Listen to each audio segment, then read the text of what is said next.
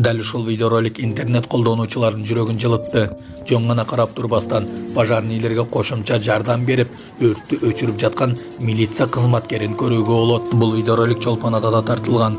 Азыр өрттүн кесепети эмнеден чыкканы такталып жатат. Эч кимдин үйү күйбөсүн, тилсиз жоодон этият болуңуздар. Жана башка жаңылыктар түрмөгө видеого лайк басып биздин каналга мына минтип катталып коюңуз. Ошондо гана сиздер дүйнөлүк жаңылыктардан кабардар болуп турасыздар.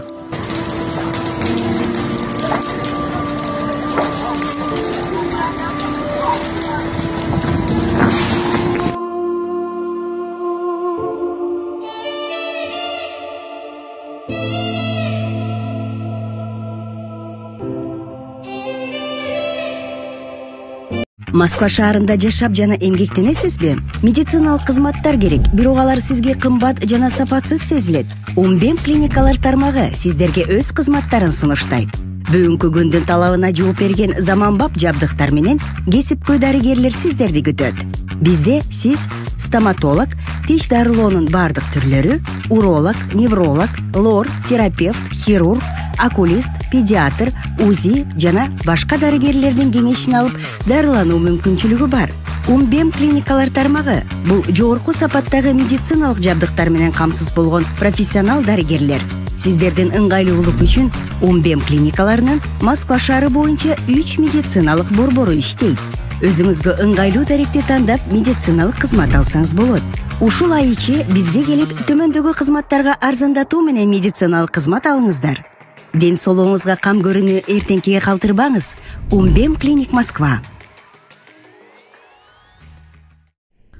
Адам болгула тоолорду эс алгандар артында таштанды калтырышууда. Кактус медианын кол борборуна окурман кайрылып, тоолорду эс алып, артында таштанды калтыргандарга нааразы болду.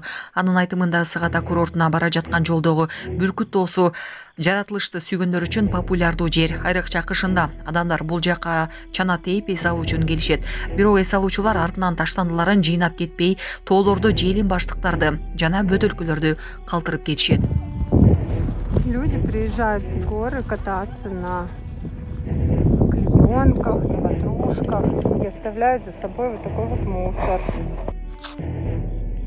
Рамазан айын күтүп жатасызбы? Быйылкы жылы Рамазан айы 1 мартта башталары айтылган. Бирок Казакстандын дин кызматкерлери ай жаңырышына жараша өзгөрүшү мүмкүн экенин эскертишти. Ошондуктан 1 март алдын ала берилген күн гана болуп саналат. Ал эми Кыргызстан мусулмандарынын дин башкармалыгы жакын арада такталган күндө жарыяларын билдирди. Эске салсак, 2024 жылы орозо 11 мартта башталган.